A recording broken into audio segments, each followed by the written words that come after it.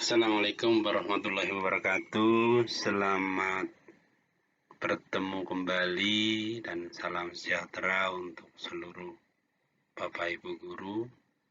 Hari ini saya ingin menyampaikan sekedar tips mengingatkan kembali akan tugas-tugas profesional kita. Nah, ada beberapa hal yang perlu Bapak Ibu ingat kembali supaya Bapak Ibu bisa menjadi seorang guru yang ideal. Nah, tentunya tingkat ideal bagi setiap orang berbeda-beda. Tapi ya kita coba untuk melihat hal-hal yang perlu kita kuasai, hal-hal yang perlu kita lakukan agar kita bisa mendekati menjadi seorang guru yang ideal. Untuk menjadi seorang guru yang ideal, maka syarat yang pertama adalah fokus.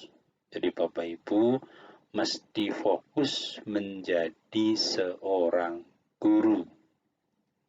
Nah, apa itu fokusnya? Yang perlu Bapak Ibu fokuskan adalah fokus dalam profesi. Idealnya seorang guru tidak lagi memikirkan profesi yang lain kalau ingin menjadi seorang guru yang ideal. Nah, memang beberapa kendala tentunya tidak semua guru bisa full untuk fokus 100% pada profesinya. Tapi semaksimal mungkin Bapak Ibu guru bisa fokus betul menjadi seorang guru. Jadi yang pertama itu fokus profesi sebagai seorang guru. Kemudian fokus mencapai target. Nih, Bapak Ibu, target itu tentunya bermacam-macam sesuai dengan profesi Ibu sebagai guru apa gitu. Nah, banyak target tentunya yang hendak kita capai. Apakah kita ingin target anak-anak kita itu misalnya tahun ini kepingin nilai UN-nya meningkat paling enggak 1 digit. Misalnya dari 70 menjadi 71, 1 digit kan? Nah, tentunya tidak sulit. Nah, kemudian kepingin anak-anak kita menjadi juara olimpiade misalnya, atau kepingin anak-anak kita menjadi anak yang kreatif sehingga bisa menciptakan atau berkreasi sesuai dengan bakat mereka. Nah, itu Bapak Ibu harus targetkan. Dan setelah ditargetkan, maka Bapak Ibu wajib fokus terhadap target tersebut. Jadi kalau Bapak Ibu nggak punya target, itu berarti seperti seorang pelari yang tidak punya tujuan, tidak punya target, mau mencapai ke titik finish kapan. Bisa juga sebagai contoh, saya ingin berangkat dari Jakarta menuju ke Semarang. Maka kita harus fokus target kita. Usahakan sampai Semarang misalnya jam 4 sore. Nah, kalau kita punya target, maka apa yang kita usahakan itu menuju ke arah target tersebut. Nah, kalau kita pergi tapi nggak punya target, bisa juga kita belok ke Bandung, bisa juga berhenti di Cirebon dan sebagainya, karena kita tidak punya target, apalagi fokus. Nah, jadi yang pertama punya target, yang kedua itu fokus pada target tersebut. Itu penting ya Bapak Ibu ya. Jadi saya ulangi, yang penting Yang pertama itu fokus dalam profesi. Bapak Ibu jangan memikirkan kepingin jadi yang lain. Jadilah menjadi guru yang ideal. Yang kedua fokus pada target. Oke. Yang kedua adalah profesional. Profesional itu artinya menguasai segala seluk-beluk apa yang menjadi pekerjaan kita. Nah, yang pertama untuk menjadi seorang guru yang ideal itu menguasai kompetensi profesional. Nah, kompetensi profesional Ibu sesuai dengan bidang studi Ibu. Kalau Bapak Ibu guru agama, tentunya harus menguasai kompetensi materi agama. Kalau Bapak Ibu guru fisika, maka Bapak Ibu wajib menguasai kompetensi seluruh materi fisika yang akan diajarkan sesuai dengan tingkatnya. Nah, yang kedua, menguasai teknis pembelajaran. Jadi seorang guru yang profesional itu wajib menguasai teknis dan metodologi pembelajaran. Bagaimana Bapak Ibu membuka pelajaran, bagaimana Bapak Ibu memberikan motivasi, bagaimana Bapak Ibu mendorong anak-anak untuk aktif dalam pembelajaran dan sebagainya. Nah, itu wajib Bapak Ibu kuasai betul untuk menjadi profesional. Nah, kemudian yang kedua, untuk menjadi profesional itu Bapak Ibu harus komunikatif, ya.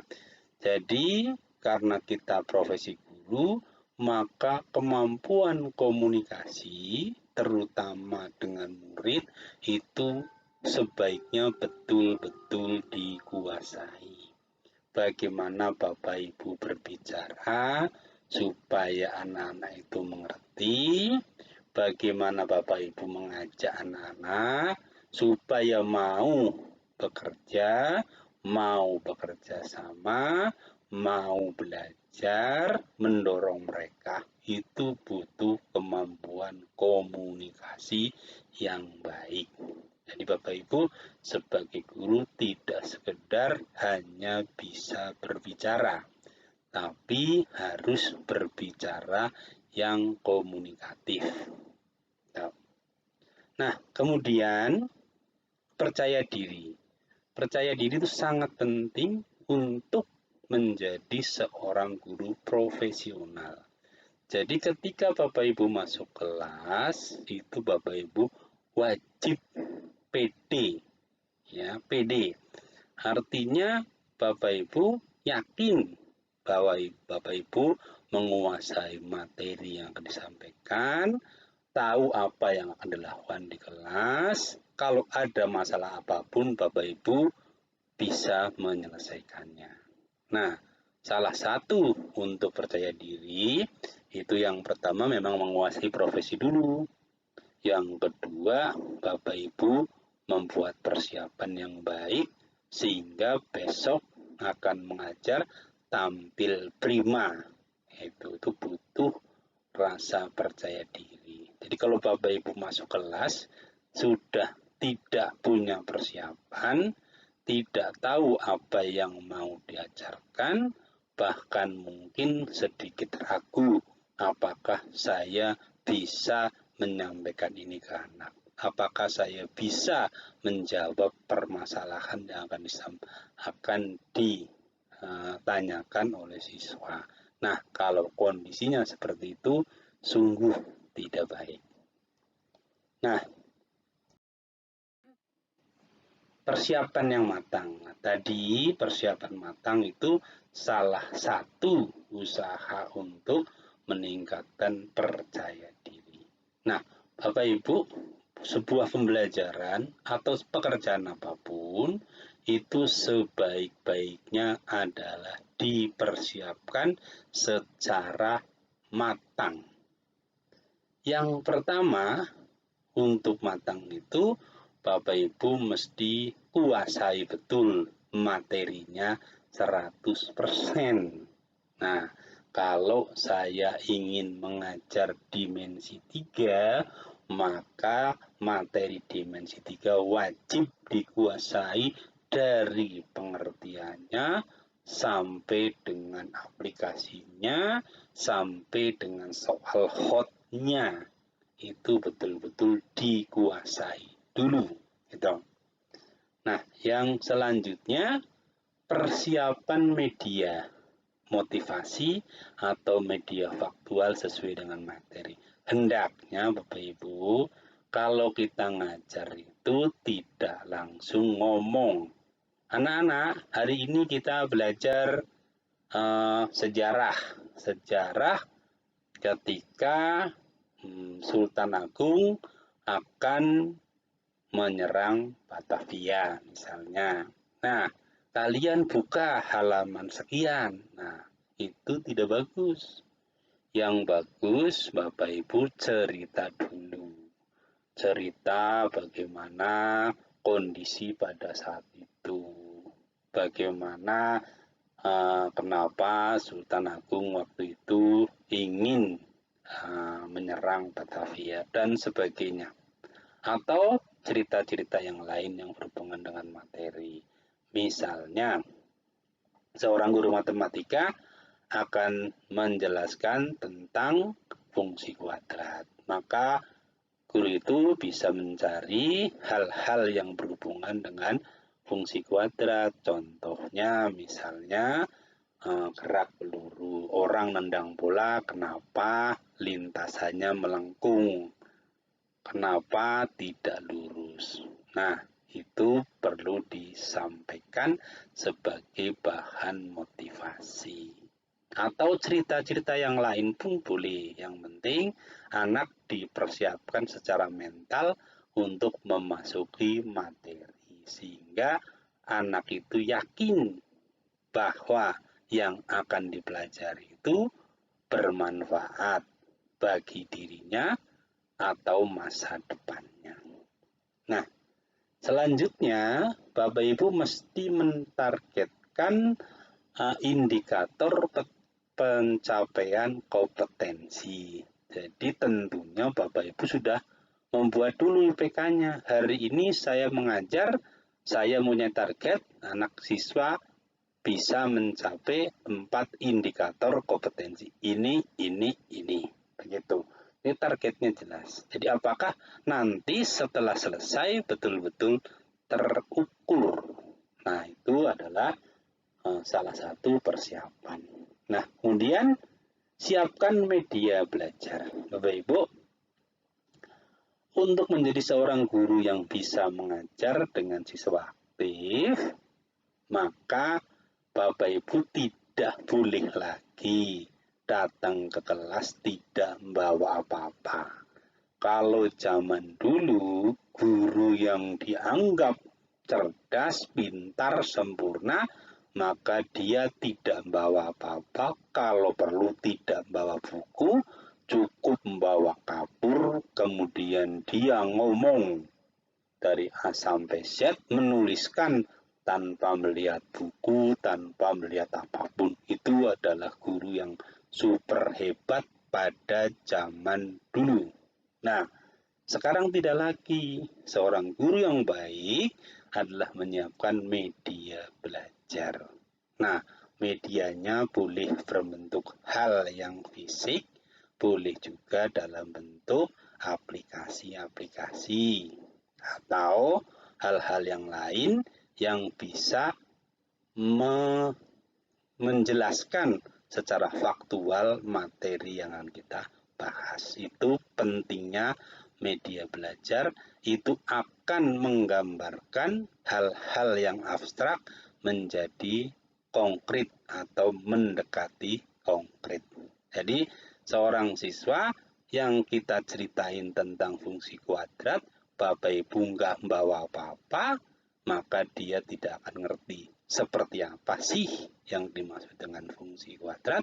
Kalau Bapak Ibu memberikan video, memberikan gambar atau apapun, maka anak itu akan sangat mudah untuk memahami apa yang Bapak Ibu sampaikan.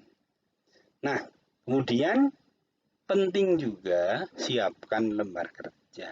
Kenapa? Karena sekarang kita dituntut untuk pembelajaran siswa aktif. Nah, tanpa lembar kerja rasanya sulit ya, untuk membuat menjadi kelas yang aktif. Lembar kerja sesederhana apapun ya.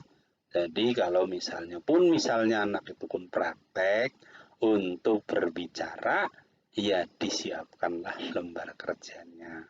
Anak suruh ngapain, langkahnya ini. Nah, itu pentingnya lembar kerja sebagai alat untuk mendriver aktivitas siswa. Jadi siswanya bekerja dengan fokus. Nah, kemudian Bapak Ibu juga merencanakan langkah-langkah yang rinci dengan durasi waktu yang tepat. Artinya Bapak Ibu mesti harus menyiapkan pembukaan itu berapa menit, kemudian dia persepsinya berapa menit, di kegiatan inti berapa menit, di kegiatan penutup berapa menit, dievaluasi berapa menit. Walaupun mungkin pada akhirnya fleksibel tergantung kondisi kelas. Tapi jika Bapak Ibu sudah merencanakan dengan baik, maka targetnya lebih besar kemungkinannya untuk selesai waktu materi sesuai dengan waktu yang ditetapkan. Nah, kalau ternyata pada pertemuan di kelas A atau hari ini ternyata meleset, nanti pada pertemuan kelas lain mungkin bisa diperbaiki. Dan memang kadang-kadang setiap kelas pun mungkin mempunyai durasi waktu yang berbeda-beda tergantung dari kondisi kelas real. Nah, yang terakhir, siapkan alat evaluasi untuk menguji indikator pencapaian kompetensi. Karena kita mengajar itu punya target. Targetnya adalah IPK. IPK-nya apakah tercapai atau tidak, itu dapat dievaluasi dengan alat evaluasi yang kita siapkan.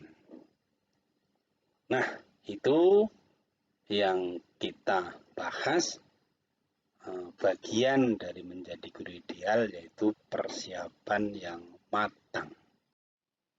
Nah, selanjutnya Bapak Ibu perlu mengupgrade diri setiap saat, yaitu dengan cara terus belajar.